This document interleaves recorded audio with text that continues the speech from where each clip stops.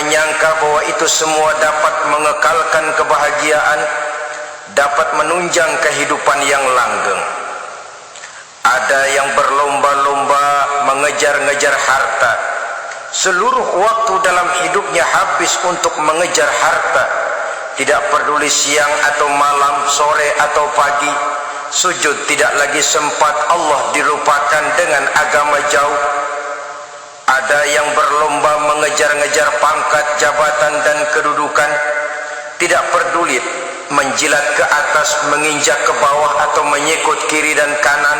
Bahkan teman pun jadi lawan, lawan pun jadi teman. Bukan soal, yang penting pangkat terkejar. Ada yang berlomba memperbanyak kendaraan, sejak dari jet pribadi, pesawat, kapal pesiar, sampai kepada mobil-mobil mutakhir.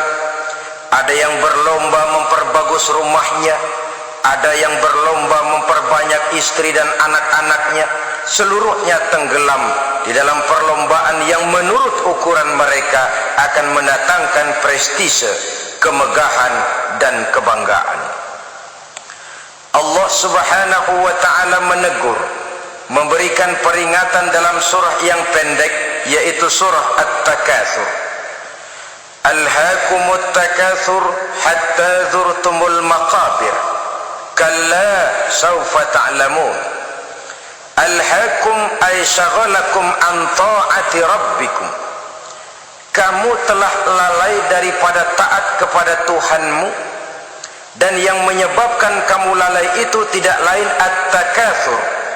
At-takatsur artinya at-tabahi bi kasrati mata'id dunya, bermegah-megah dengan memperbanyak kesenangan hidup duniawi. Dengan kata lain, berlomba-lomba mengejar kemegahan duniawi telah menyebabkan kamu lalai daripada mengingat, daripada taat kepada Allah Subhanahu wa ta'ala. Apabila orang cenderung materialistis, seluruh kegiatan hidup dikerahkan untuk berlomba memperbanyak materi, apa namanya harta benda, apa namanya rumah, apa namanya pangkat dan jabatan, maka dikala itu seseorang akan sangat mudah lalai daripada taat kepada Allah Subhanahu wa ta'ala. Hilanglah kesadaran bahwa sesungguhnya apapun yang kita miliki dalam kehidupan dunia ini tidak lain hanya barang titipan sementara. Kita cari, kita kejar, tapi setelah kita dapatkan, jangan dia dijadikan tujuan. Jadikanlah dia sebagai alat. Apabila harta benda duniawi sudah dijadikan sebagai tujuan daripada kehidupan, maka sesungguhnya kita sudah terseret dalam satu siklus, satu lingkaran setan yang tidak akan pernah berujung.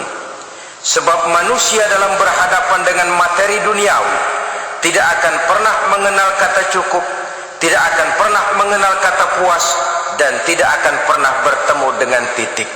Selalu koma, selalu kurang, selalu tidak ada cukupnya.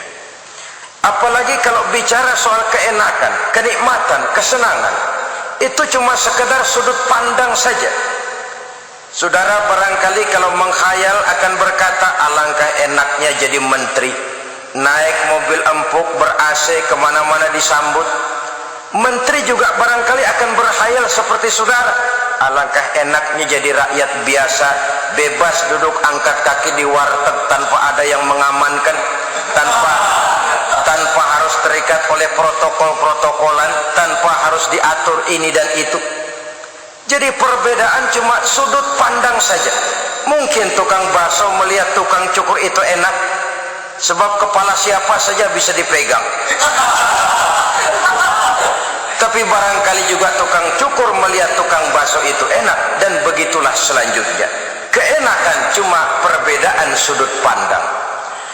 Saudara-saudara kaum muslimin rahimakumullah, oleh sebab itu agama memberikan kesadaran, seluruh yang kita miliki, yang dititipi oleh Allah dalam kehidupan ini berupa materi keduniaan, hakikatnya adalah alat dan bukan sebagai tujuan.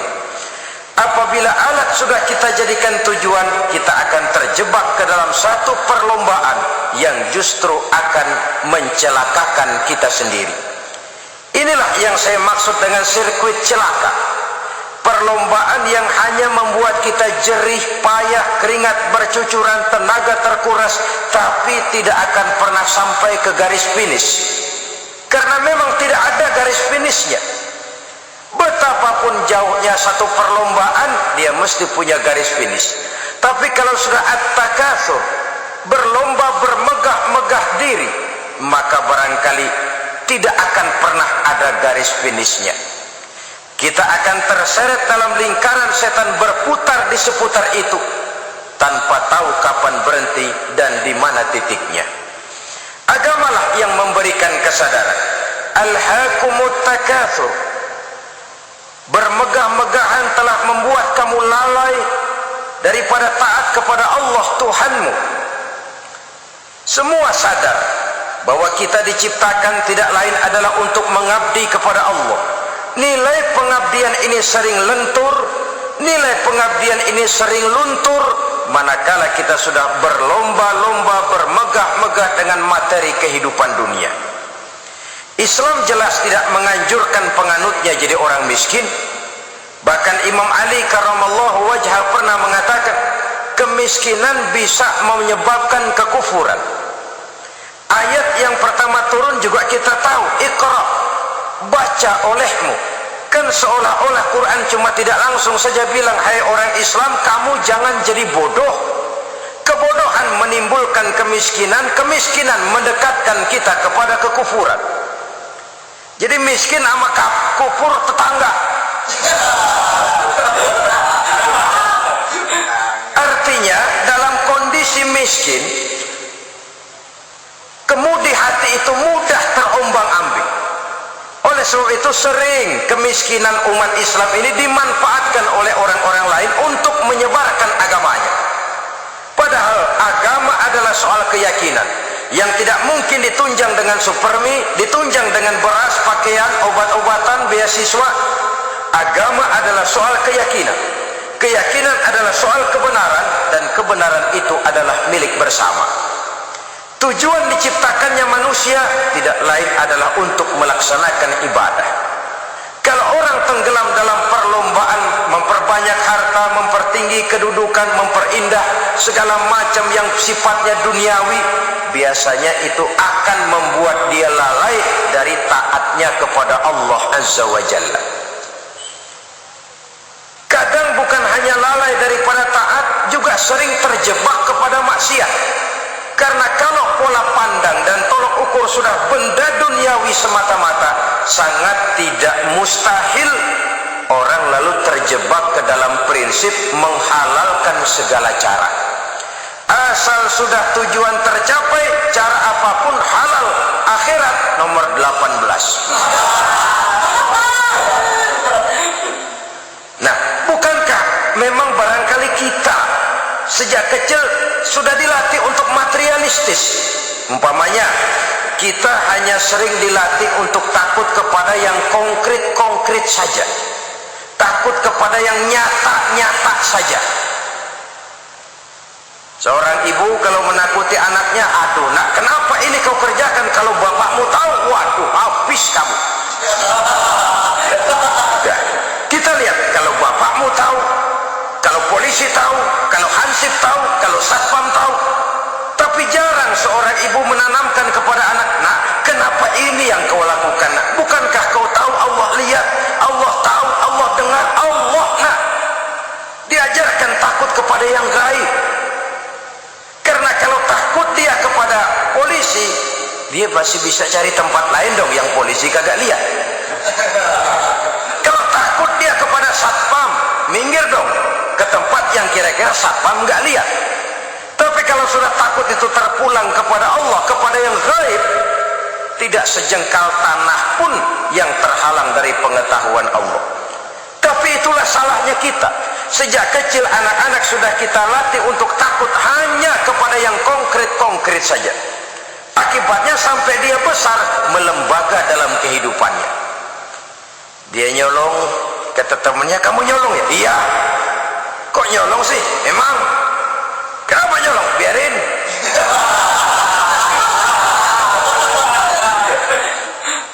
Kamu kan tahu Allah lihat, tahu. Kenapa nyolong juga? Biarin.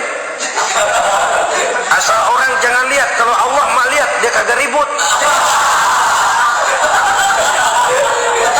Allah nggak ribut katanya. Nah, ini kan satu refleksi yang timbul daripada kenyataan. Jikalau orang hanya dijejali rasa takut kepada yang konkret-konkret saja, kepada yang zahir-zahir saja, yang akan tumbuh lalu mental kucing, sopan, tenang, kalem, ayem, nggelenggem. Kalau ada orang sedikit orang meleng, kucing kelihatan watak aslinya. Saudara-saudara kaum muslimin rahimakumullah, oleh sebab itulah maka agama lewat surah yang kita bicarakan pada pertemuan ini memberikan peringatan. Kala, jangan begitu dong. Kamu boleh mencari dunia, silahkan cari harta yang banyak, cari pangkat yang tinggi, tapi jangan itu membuat kamu lalai daripada taat terhadap Allah subhanahu wa ta'ala. Jangan karena keinginan mendapat harta yang sebanyak-banyaknya lalu melakukan segala macam cara asal tujuan tercapai. Itu sudah membuat kita lalai. Jangan karena ingin mengejar kedudukan yang tinggi lalu jilat atas injak bawah. Nggak mempan jilat, dukun dipakai.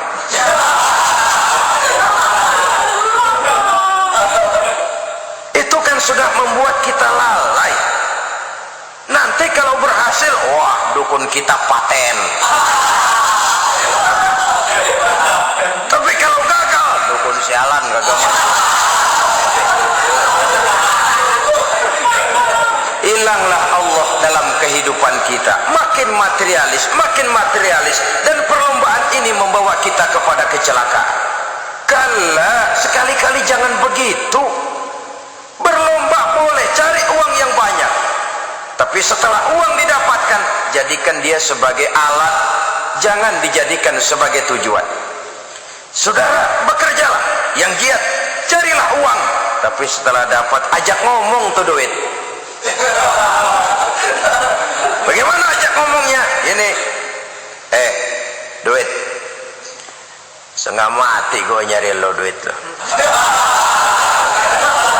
Sore, pagi, siang, malam, peres keringat, banting tulang kaki jadi kepala, kepala jadi kaki, nyariin lo duit. Sekarang kamu sudah saya dapatkan, kamu milik saya duit. Karena kamu milik saya, jadilah kamu budak saya. Jangan saya yang jadi budak kamu. Ini idealnya. Kamu harus jadi budak saya, jangan saya yang jadi budak kamu. Nyatanya kan ada orang nyari duit, setelah duitnya banyak dibudakin oleh duit. Dia sendiri tidak bisa merasakan kesenangan daripada duitnya, konon lagi orang lain. Mau ke pasar ngitung 16 kali. Naik bajai 1000 itu kalau ratusan semua 1000 lembar. Hitung mendingan jalan kaki. Jalan kaki tengah hari bolong panas, kan dibudakkan oleh uang. Cari karier, kejar pangkat, kejar kedudukan. Setelah ditemukan itu, jadikan dia sebagai alat, jangan dijadikan tujuan. Pangkat kau milikku, karena kau milikku kau harus jadi budakku, jangan aku yang jadi budak kau pangkat. Satu saat dia harus lepas dari kita, jiwa ini lapang. Kenapa? Dahulu pun ketika lahir ke dunia tidak ada pangkat yang kita sandang. Dahulu pun ketika lahir ke dunia tidak ada harta yang kita bawa. Jadi harta itu, pangkat itu, kedudukan itu ada dalam hati, tapi tidak berurat dan berakar. Kalau dia berurat dan berakar dalam hati, berat misah sama harta itu. Berat. Sekedar ngasih fakir miskin cepet juga berhitungnya 17 lembar.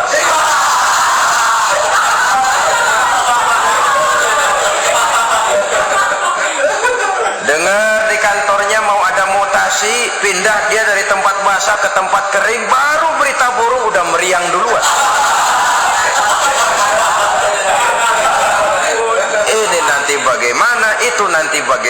ini nanti bagaimana? Kan tidak jarang orang yang kena apa istilah kerennya zaman sekarang itu post power syndrome. Post power syndrome ini pernah dianalisa oleh Nabi, kata beliau, irhamu salasatan minan nas, sayangilah 3 macam manusia. Siapa mereka? Pertama, azizan zalla, orang terhormat yang jatuh hina. Ini yang sering terkena post power syndrome. Biasa kemana-mana dikawal, dihormati, datang ke tempat ini protokol siap, ini serba diatur, semua serba beres. Begitu jabatan selesai atau pensiun, habis orang gak indah-indah. Dia lihat orang diemin aja, orang diemin, orang tonton. Ini kalau nggak kuat mentalnya, itu kena post power syndrome. Akibatnya ya bisa jantungan, bisa lever, bisa darah tinggi. Ya penyakit-penyakit yang zaman dulu kita nggak kenal. Ini kan makin banyak dokter, makin maju ilmu kedokteran, makin aneh penyakit.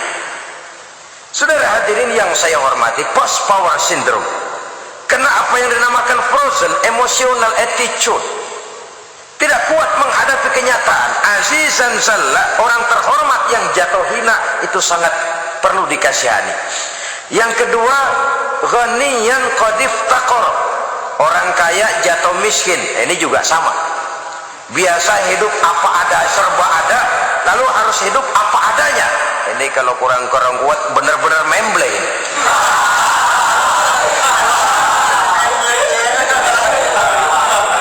Kalau tidak kuat mentalnya, biasa hidup serba enak, serba nikmat, cuma kerjanya neken cek, main apa itu kredit card, macam-macam fasilitas dipunyai, tahu-tahu jatuh bangkrut, jatuh miskin. Kalau tidak fondasi agamanya kuat, bisa gantung diri, bisa bunuh diri, bisa frustasi, bisa terkena psikosomatik, tekanan jiwa mempengaruhi faktor biologis, timbullah tekanan, terjadilah penyakit aneh-aneh. Al-ghaniyan qad iftaqara, orang kaya jatuh miskin, itu perlu dikasihani. Yang ketiga, wa faqihan yal'abu bihil juhal, ahli fikih tapi dipermainkan oleh orang-orang bodoh. Hanya kebetulan orang bodoh itu punya kekuasaan. Hukum bisa dipesan.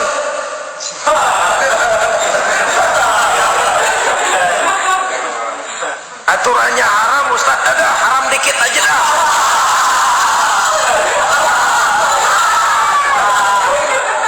Sibuklah tuan fakih ini, ahli fikih ini mencari dalil kebet sana kebet sini supaya yang tadinya haram benar bisa jadi haram sedikit.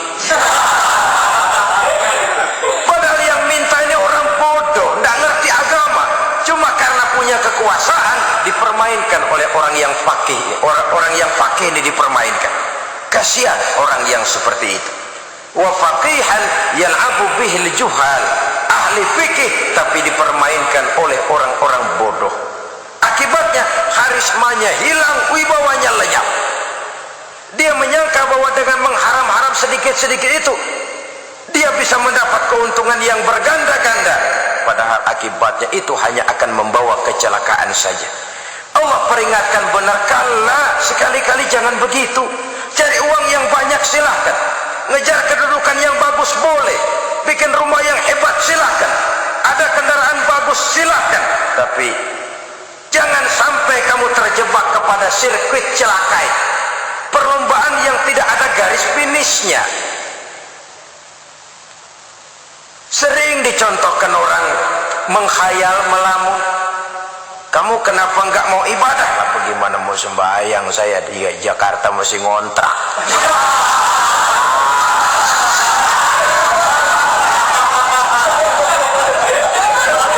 Bingung, tiap akhir tahun kontrakan habis. Kalau punya rumah sendiri walaupun kecil-kecilan, tenanglah saya ibadah. Baiklah, oleh Allah diberikan rezeki, bisa bikin rumah walaupun kecil-kecilan. Sudah punya rumah sendiri, belum juga ibadah, apalagi mulur lagi. Habis bagaimana mau sembahyang, rumah kecil banget, pinggir kali, asal hujan bocor ya.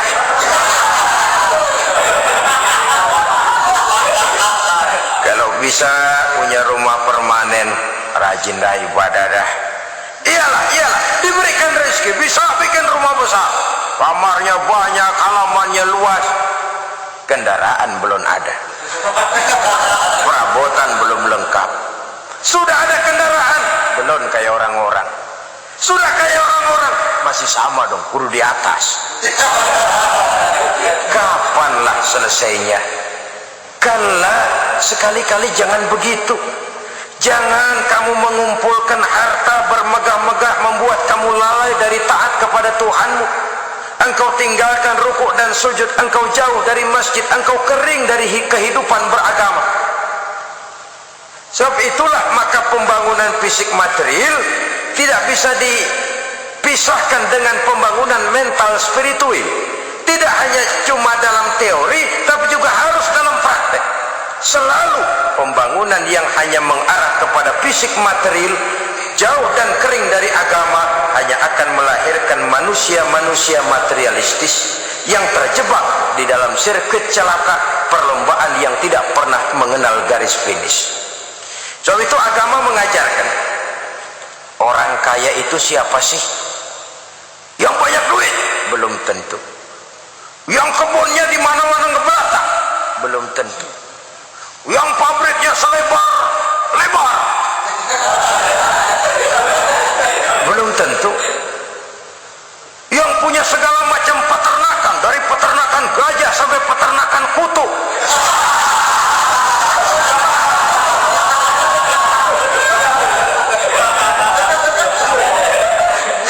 Belum tentu. Agama memberikan tuntunan yang sangat luhur. Orang kaya itu adalah orang yang hidupnya cukup. Orang miskin itu orang yang selalu merasa kurang. Bagaimanapun banyak duit saudara miliki, kalau masih merasa kurang, masih miskin saudara. Saya punya uang 1.000 rupiah, Anda punya uang 1 juta rupiah. Mungkin saya lebih kaya dengan uang yang 1.000 ketimbang Anda 1 juta. Kenapa? Dalam tangan saya uang 1.000 besar, artinya sesuai dengan kebutuhan saya. Tapi di tangan Anda uang 1 juta, kebutuhan Anda lebih besar daripada itu lagi.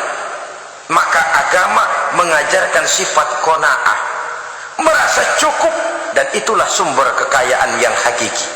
Orang kaya adalah orang yang hidupnya cukup. Kalla saufa ta'lamun, jangan begitu, nanti kamu akan tahu.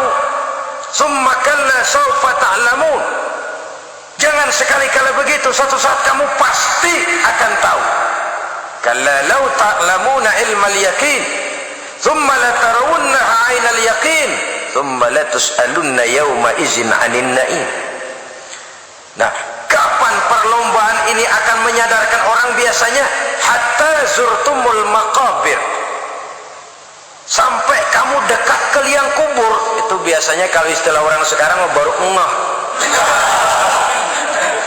Asal sudah napas sampai tenggorokan disambung dengan selang, sudah Senin Kemis dibantu dengan alat picu jantung, gerak gerak gerak gerak, sudah kayak orang mau gergaji kayu. Dikala itu barulah sadar orang biasanya. Dan kesadaran semacam itu kesadaran yang terlambat, kesadaran ala Fir'aun. Fir'aun selagi hidup diajak beriman dan nehi aja.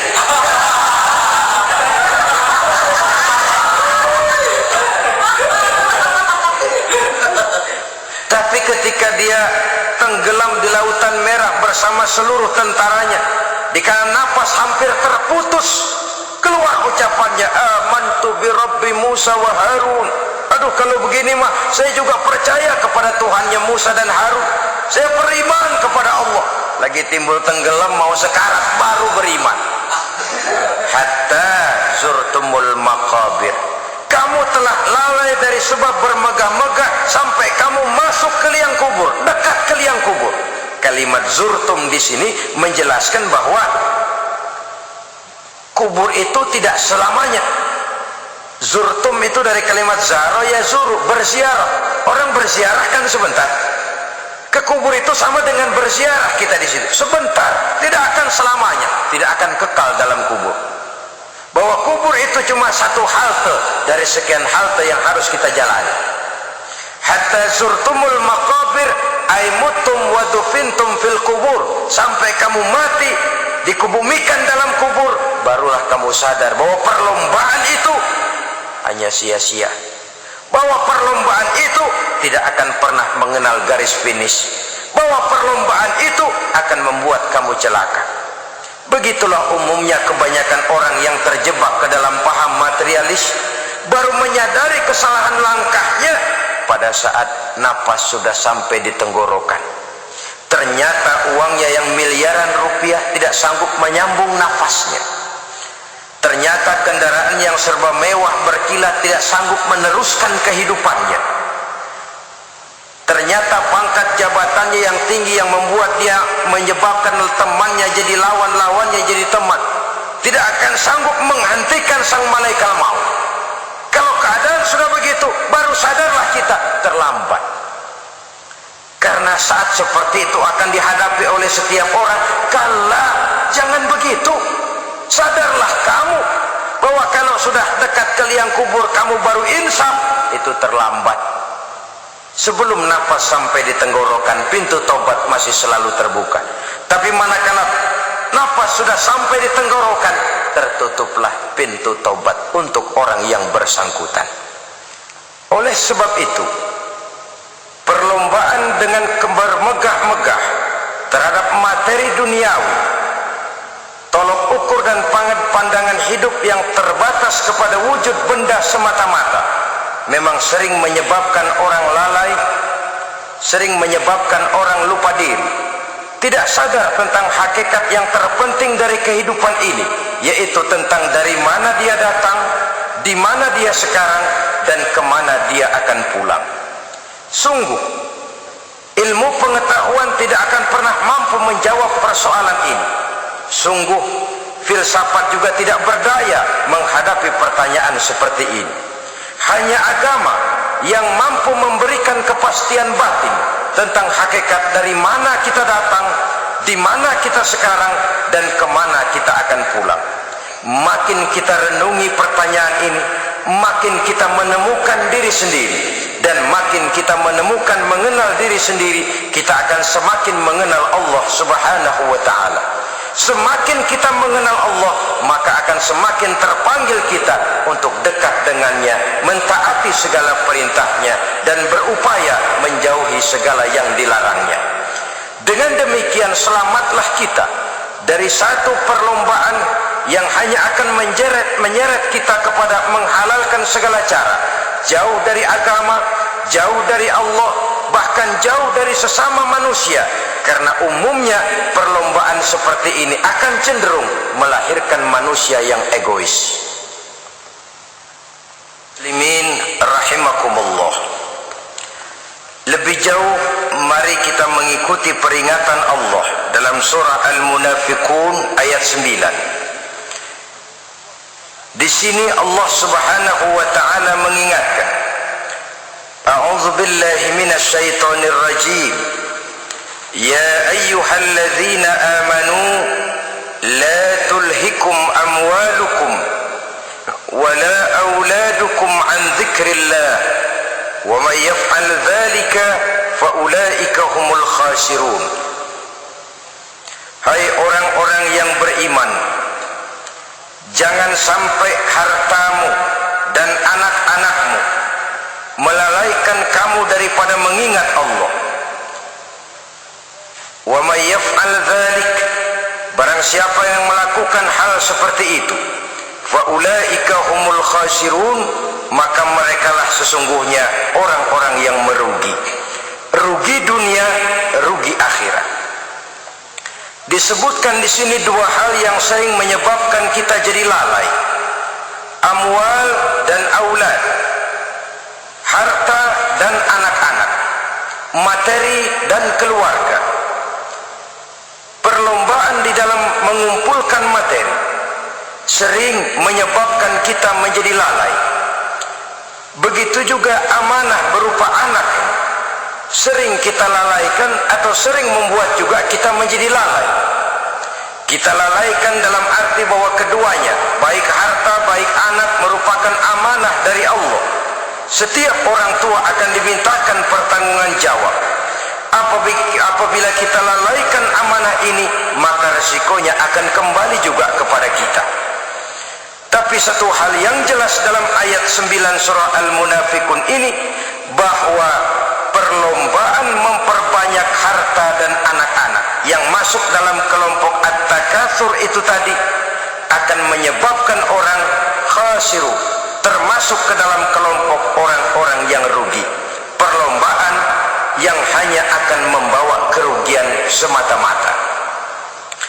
Kemudian di dalam satu hadis Rasulullah sallallahu alaihi wasallam memberikan peringatan. Beliau bersabda, "Iza azamat ummati dinaran wa dirhaman, nuzi'at minha haibatul Islam. Wa iza tasabat ummati saqatat min ainillah. Wa iza turikatil amru bil ma'rufi wan nahyu 'anil munkari, hurimat 'alaihim barakatul wahyi." Ada tiga hal yang kalau kita kerjakan akan menimbulkan tiga macam akibat di dalam hadis ini.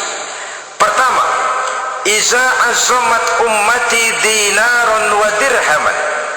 Apabila umatku sudah mengagung-agungkan dinar dan dirham, artinya kalau umatku sudah jatuh menjadi umat yang materialistis, segalanya diukur dari dinar dan dirham. Dinar dan dirham ini kalau bahasa Inggrisnya dokat.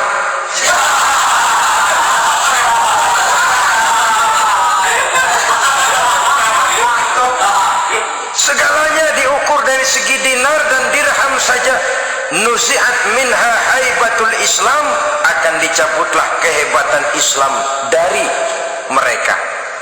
Memang ada kalanya kita berkata bahwa tanpa uang kita tidak bisa berbuat apa-apa.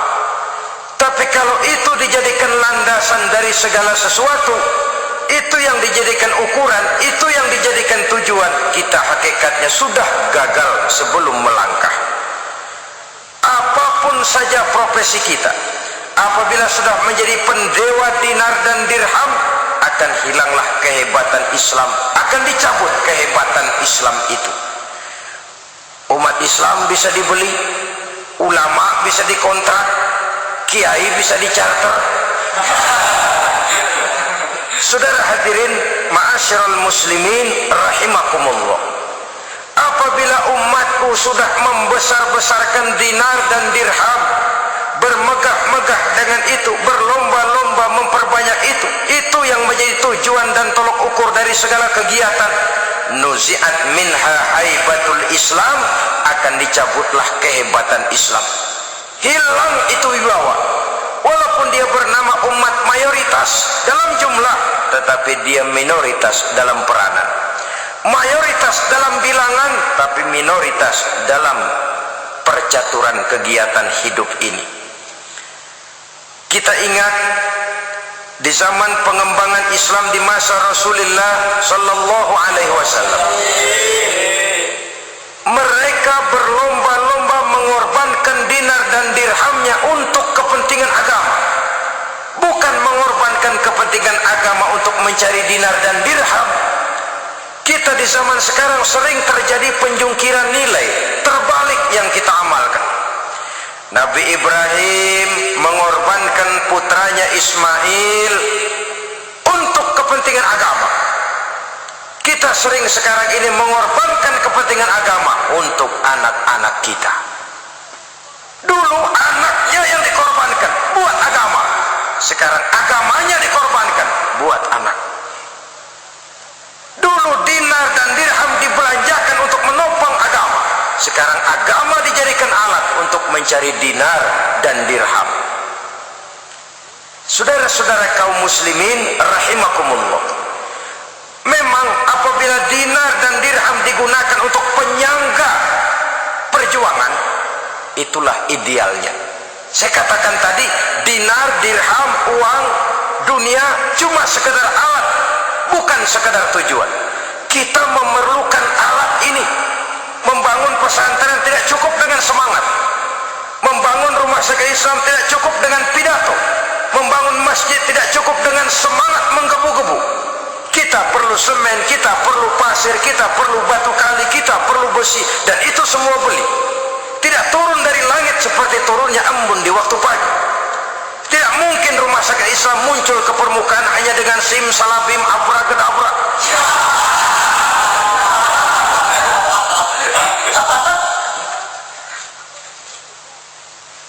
Oleh sebab itu, saya bersyukur kecenderungan belakangan ini pengajian-pengajian akbar di berbagai tempat tidak hanya sebagai ajang untuk menanamkan akidah, membina ukhuwah, tapi juga menjadi sarana di mana kita mengumpulkan dana, menghimpun potensi umat, menginventarisir potensi untuk kepentingan pengembangan daripada agama.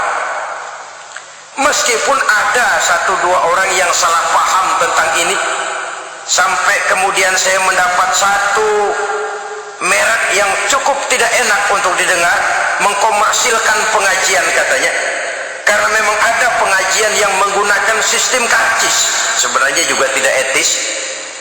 Undangan berikut infak yang seluruh hasilnya digunakan buat kepentingan agama, apakah itu rumah sakit, apakah itu madrasah, apakah itu masjid, dan satu sen pun saya tidak menuntut bagian dari itu. Saya malah berprinsip sepanjang saya masih laku untuk dijual dan itu memang buat kepentingan agama, persilahkan jual saja. Asal buat masjid, pesantren, madrasah, rumah sakit Islam, kegiatan syiar dan dakwah, silakan. Tapi kalau sudah dijual buat kepentingan pribadi, memperkaya diri sendiri, tentunya dunia akhirat sulit untuk ridho kepada tingkah laku yang semacam itu. Kita memerlukan dana. Umat di daerah membangun memerlukan dana. Dan dana itu tidak hanya datang begitu saja. Kita bersyukur bahwa untuk menghadiri pengajian sekarang ini orang mau mengeluarkan uang, mau memberikan infak dengan ikhlas, tidak dengan keterpaksaan. Kenapa tidak? Sehingga ini lalu diinventarisir untuk kepentingan pembangunan agama. Ratusan juta rupiah terkumpul dari pengajian-pengajian rutin ini, pengajian-pengajian akbar ini. Puluhan masjid terbantu, rumah sakit Islam terbantu, musola selesai. Ya walaupun tidak lalu semuanya beres, tapi gemaknya itu sudah cukup menyentuh untuk menyadarkan orang bahwa harta baru kekal kalau dia sudah dibelanjakan di jalan Allah. Nah, yang celaka kalau dinar dan dirham itu yang dijadikan tujuan. Mengadakan pengajian semata-mata untuk cari uang, uangnya buat kantongnya dewe.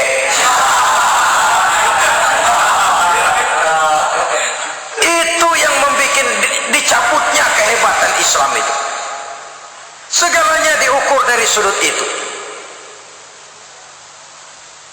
Sehingga ketika seseorang datang bertanya tentang hal-hal yang berkaitan dengan ini, maka hal semacam ini sesungguhnya satu nikmat yang perlu kita syukuri sepanjang menginventarisir potensi umat benar-benar digunakan buat kepentingan daripada agama kita. Jadi peringatan tegas dari Nabi ini, iza azamat ummati dinarun wa dirhaman nuzi'at minha haifatul Islam.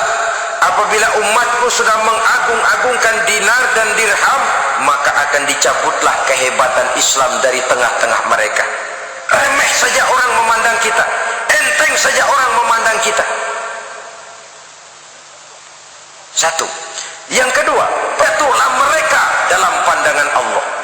Kalau sesama umat ini sudah saling menjelekkan, apakah yang menjelekkan itu lebih bagus dari yang dijelekkan di hadapan Allah? Dua-duanya sama rendahnya. Pribadi saya mungkin puas kalau saya bisa menghantam saudara di depan umum, menjelek-jelekkan nama saudara. Tapi lebih baikkah saya dalam pandangan Allah? Sama rendahnya dengan orang yang saya jelekkan. Itu pun kalau yang dijelekkan benar-benar jelek. Kalau cuma sekedar fitnah, wah lebih celaka lagi nasib si orang itu tadi. Ini artinya menyadarkan kita bahwa umat ini sudah diikat dengan akidah. Beraneka ragam kita, tapi harus ada kebersamaan.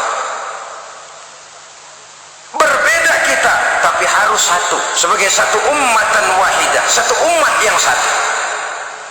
Oleh sebab itu, persamaannya lah yang harus kita angkat ke permukaan, bukan perbedaannya yang kita perbesar.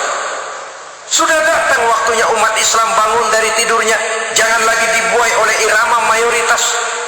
Sudah lewat masanya kita bertengkar karena persoalan-persoalan kecil yang tidak prinsip. Sudah datang waktunya umat Islam bersatu, menyusun saf yang lebih lurus, oleh karena ia dihadapkan kepada tantangan-tantangan yang tidak semakin ringan.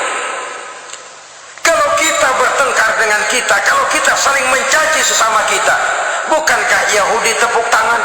Bukankah Nasrani menari-nari? Bukankah pihak ketiga akan menangguk di air keruh? Dan kerugian akan terpulang kepada kita semua. Tapi inilah realita, bahwa yang kita hadapi ini sesungguhnya musuh kita di luar kita, bukan di dalam kita. Apakah itu kemiskinan, kebodohan, maksiat, munkarat, ketidakadilan, kezaliman, kesewenang-wenangan, dan lain sebagainya. Yang musuh jadikan musuh, yang teman mari kita rangkul. Jangan terbalik, teman dimusuhi, musuh malah dirangkul. Maka berpesta poralah musuh-musuh Islam ini. Saudara-saudara kaum muslimin rahimakumullah, Nabi memperingatkan dengan tegas, wa iza tasabat ummati saqatat min ainillah. Jikalau umatku sudah saling mencaci maki, sudah saling berbantah-bantahan, jatuhlah mereka dalam pandangan Allah. Satu ayat menjelaskan, jangan sebagian kamu meremehkan, yaskhar, mengecilkan, menganggap enteng orang lain. Boleh jadi yang dihina, diremehkan, dianggap enteng itu nilainya lebih bagus daripada yang menganggap enteng. Dalam hakikat segala sesuatu itu cuma kembali kepada Allah. Di sanalah penilaian finalnya. Manusia hanya melihat yang zahir. Makin banyak harapan hidup ini kita gantungkan kepada manusia, makin banyak kita harus bersiap untuk kecewa. Saudara-saudara kaum muslimin rahimakumullah. Kemudian yang ketiga peringatan dari baginda Nabi, wa iza turikatil amru bil ma'rufi wan nahyu 'anil munkari hurimat 'alaihim barakatul wahyi. Apabila amar ma'ruf dan nahi munkar telah ditinggalkan, maka akan hilanglah keberkahan wahyu, akan hilanglah keberkahan Quran, akan sirnalah keberkahan agama. Amar ma'ruf dan nahi munkar ditinggalkan, artinya di tengah masyarakat sudah tidak ada lagi yang menyerukan ini baik, ini tidak baik, ini halal, itu haram. Mari kita sholat, mari makmurkan taklim, santuni yatim piatu, makmurkan masjid. Seruan ke arah itu tidak lagi terdengar. Sementara tinggalkan judi, tinggalkan minuman keras, jauhi zina, seruan semacam itu pun tidak lagi terdengar. Maka hilanglah keberkahan wahyu itu. Karena amar ma'ruf dan nahi munkar merupakan bagian daripada ajaran agama kita, menjadi sponsor dari segala macam kebajikan dan menjadi penghalang daripada segala macam kemunkaran sesuai dengan batas kemampuan yang kita miliki masing-masing. Nah, saya kembali kepada persoalan pokok di awal pembicaraan tadi. Bagaimana jalan keluarnya? Jalan keluarnya tidak lain adalah upaya. Bagaimana kegiatan yang sifatnya fisik material ini diimbangi dengan kegiatan yang bersifat mental spiritual. Upaya menghidupkan majelis-majelis ta'lim, upaya memakmurkan masjid-masjid sebagai laboratorium rohani untuk mewujudkan keseimbangan dalam pola pikir yang akan berlanjut dalam gerak hidup yang kemudian akan tertuang dalam segala perbuatan manusia. Apabila sudah terwujud kepincangan dalam pola pikir, akan pincanglah caranya bertindak dan berbuat, akan pincanglah pandangan hidupnya, akan pincanglah orientasinya di dalam kehidupan ini. Oleh karena itu, Islam dalam berbagai aspek kehidupan mengajarkan sistem keseimbangan. Mencari harta boleh, tapi tidak boleh keluar dalam kerangka fastabiqul khairat. Berlomba-lomba silakan, tapi untuk kebaikan, bukan untuk bermegah-megah, bukan untuk menumbuhkan gengsi, bukan untuk meninggikan prestise dan harga diri, tapi fastabiqul khairat, berlomba-lomba di dalam mengejar kebajikan, di dalam menyebarkan kebaikan. Bukan sekedar berlomba-lomba, tapi tolong menolong, bantu membantu. Ta'awanu 'alal birri wat taqwa wa la ta'awanu 'alal ismi wal udwan. Bertolong-tolonganlah kamu di dalam kebaikan dan takwa, jangan bertolong-tolongan di dalam perbuatan dosa dan permusuhan. Kerjasama di dalam kebaikan, kerjasama di dalam ketakwaan. Ada satu contoh yang menarik bahwa umat Islam di dalam ia menjalin kebersamaan itu harus seperti orang main sepak bola. Saudara lihat, orang main sepak bola, kalau pertandingan belum dimulai, silahkan kumpul di luar lapangan, atur strategi yang baik. Tapi kalau pertandingan sudah dimulai, turun ke lapangan hijau, jangan kumpul terus. Masa ada sepak bola gotong royong, ke sana groyok ke sini, ya kalah terus. Harus ada yang jadi penyerang tengah, kan begitu toh sepak bola. Harus ada yang jadi kiri luar, kanan dalam, striker, back, penjaga gawang. Yang penting kerjasama, teamwork, lalu mampu menciptakan operan-operan. Yang jadi back jangan ngiri sama yang jadi penyerang tengah. Jangan hasut, sebab bagaimanapun juga andai kata si penyerang tengah berhasil menjaringkan bola ke gawang lawan, kan kemenangan bukan kemenangan satu orang, kemenangan satu kesebelasan, kemenangan satu tim.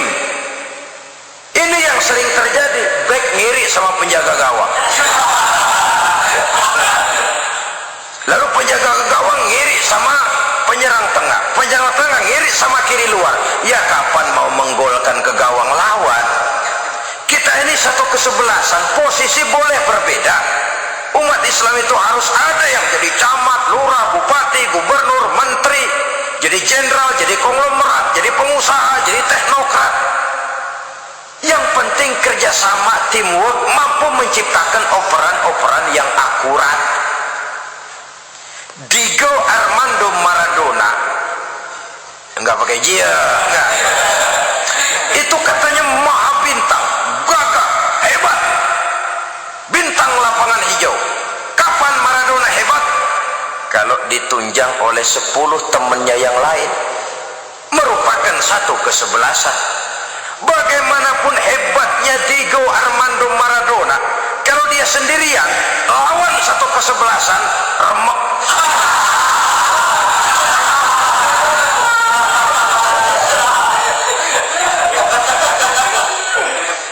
Dia hebat, dia jenius, dia maha bintang karena dapat operan dari teman-temannya. Bukan jegalan, operan. Jadi oleh sebab itu bagaimana kita menciptakan operan-operan akurat yang akan melahirkan kebersamaan di tengah-tengah umat. Artinya satu contoh saja, misalnya seorang pengusaha besar, oleh karena kesibukannya di dunia bisnis, tidak perlu jadi ketua pembangunan musola. Tapi kalau ada musola belum selesai, operan. Operannya itu yang penting. Apa yang dioper itu? Semen, apa batu kali, apa besi? Yang penting operan. Operannya akurat. Kadang-kadang ada terjadi juga frustasi ngelihat lawan kesebelasannya terlalu kuat, ngoper ke gawang sendiri, jebol. Kan sering terjadi begitu. Muslim didukung oleh umat Islam, ketika punya posisi menguntungkan malah mempersulit Islam. Ini kan ngoper ke gawang sendiri, bunuh diri namanya. Boro-boro jebolin gawang lawan, asal jangan bunuh diri juga lumayan.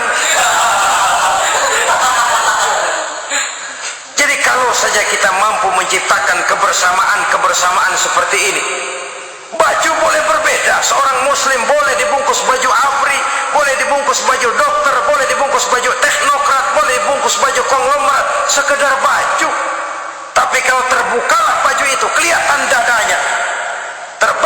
nilai imannya meresap sampai ke tulang sumsumnya.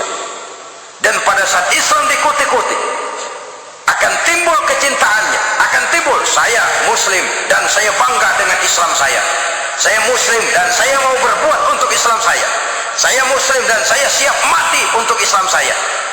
Dengan baju apapun dia terbungkus, kalau roh, jiwa dan semangat semacam ini tertanam, saya yakin kita umat Islam akan mampu